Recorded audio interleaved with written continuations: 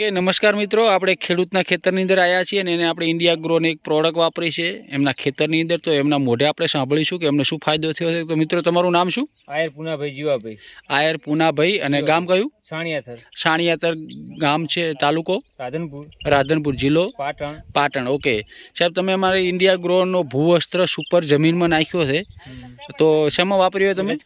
રજકાની અંદર વાપર્યો છે, રાઈટ કે નહીં? તો રજકાની અંદર વાપરવાના કારણે તમને શું રિઝલ્ટ મળ્યું? અમને ખૂબ રિઝલ્ટ મળ્યું, કારણ કે રજકો ખૂબ અમારો બીજો વાટ છે, પણ અત્યારે હાલે ઘણો ને 2-2.5 ફૂટનો છે. બરાબર.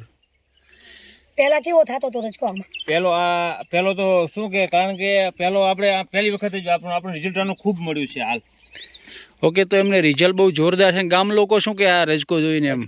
ગામ લોકો એમ કે આવો રજકો હજી હાલ મારા ગામની સેમમાં ક્યાંય આવો રજકો નથી. હાલ બધાય નાખેલ હશે, કંઈક ડીઆઈપી નાખેલ હશે, એરિયા નાખેલ હશે, દેશી ખાતરે નાખેલ હશે, પણ આવો રજકો હાલ નથી જાય એમ ગામની અંદર અમારા. ઓકે, તો ગામના બધા બી જે જુએ છે એ લોકો બી એમ કહે છે કે રજકો બહુ જોરદાર છે. ને બીજા શું કહેતા ગામના પહેલા શું કહેતા હતા? એમ કે આ જમીનમાં રજકો ના થાય એમ કહેવાનો મતલબ એમનો કે નવડ જમીન છે, થોંભડી જમીન રજકો ના જે થાય આમાં કાયલ જમીન જોઈએ એના માટે. ઓકે, તો આના અંદર ગામના એવું કહેતા કે આની અંદર કાંઈ રજકો થવાનો નથી, પણ આપણો ભૂવસ્ત્ર નાખવાના કારણે એમણે ડીએપી નાખ્યો છે, યુરિયા નાખ્યો છે, પણ ભૂવસ્ત્ર નાખવાના કારણે એને રિઝલ્ટ જબરજસ્ત રિઝલ્ટ મળેલું છે. રજકો બી બહુ મોટો અને આખો કલર બી આખો તમે જોઈ શકો છો રજકાની અંદર, અને ક્યાંય જમીન પણ દેખાતી નથી, એવો જાડો રજકો ઉગી ગયેલો હોય, રાઈટ કે નહીં?